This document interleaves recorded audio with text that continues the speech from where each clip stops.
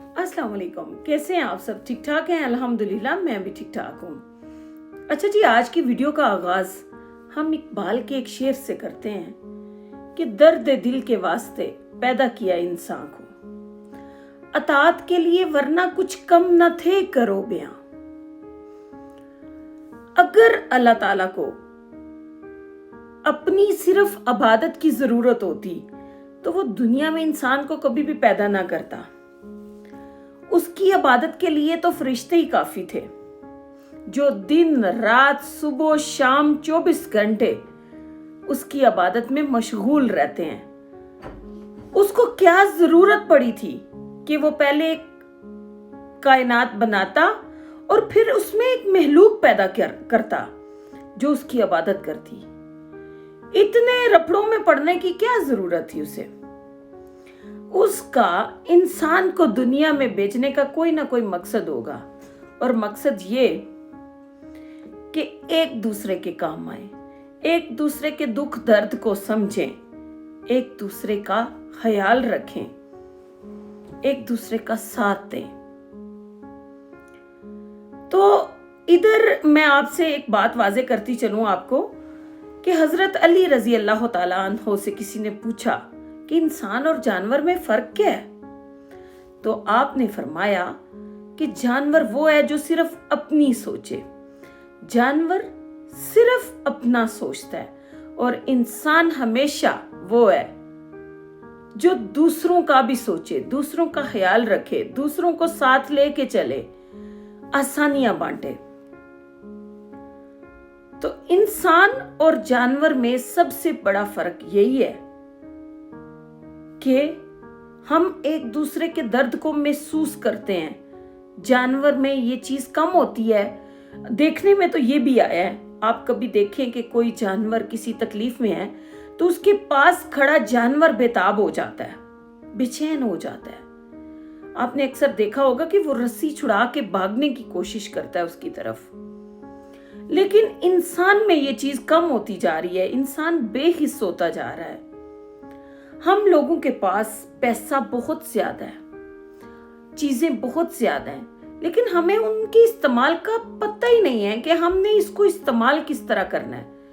अगर हम अल्लाह ताला की अता करदा नेमतों को उसके बताए हुए तरीकों के मुताबिक इस्तेमाल कर लें तो ना सिर्फ हमारी दुनिया बेहतर हो सकती है बल्कि हम आखिरत में भी कामयाब हो सकते हैं।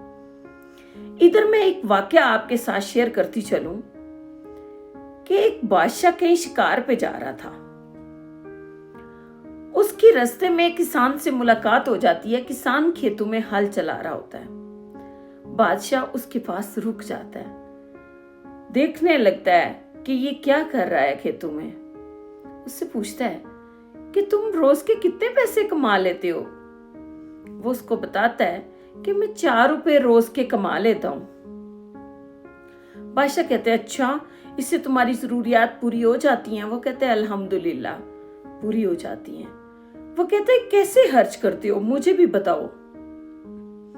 वो कहते हैं, 1 रुपया खुद पे खर्च करता हूं, 1 रुपया कर्ज दे देता हूं, और 1 रुपया कर्ज वापस करता हूं,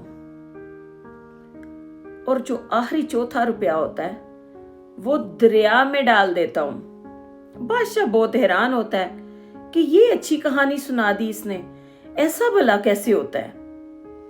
वो से कहते हैं, क्या तुम अपनी बात की वजाहत करोगे? मुझे तुम्हारी बात की समझ नहीं आई। उसने कहा, हाँ क्यों नहीं। 1 रुपया मैं खुद पे और अपनी बीवी पे खर्च करता हूं, 1 रुपया मैं अपने बच्चों पे खर्च करता हूं। वो समझे आप कि मैं कर्ज दे देता हूं ताकि ये बुढ़ापे में मुझे वापस मिले और मेरी बुढ़ापे में आसानी हो जाए मेरे लिए। वो कर्ज मुझे इन बच्चों की सूरत में वापस मिलेगा। और 1 रुपया जो मैं कर्ज वापस करता हूं वो मैं अपने वालिदैन को देता हूं। जब मैं छोटा था, जब मैं बच्चा था, मैं कमाता नहीं था, तो मेरे वालिदैन मुझ पे खर्च करते थे और वो उनका मुझ पे कर्ज है, वो मैं कर्ज वापस करता हूं।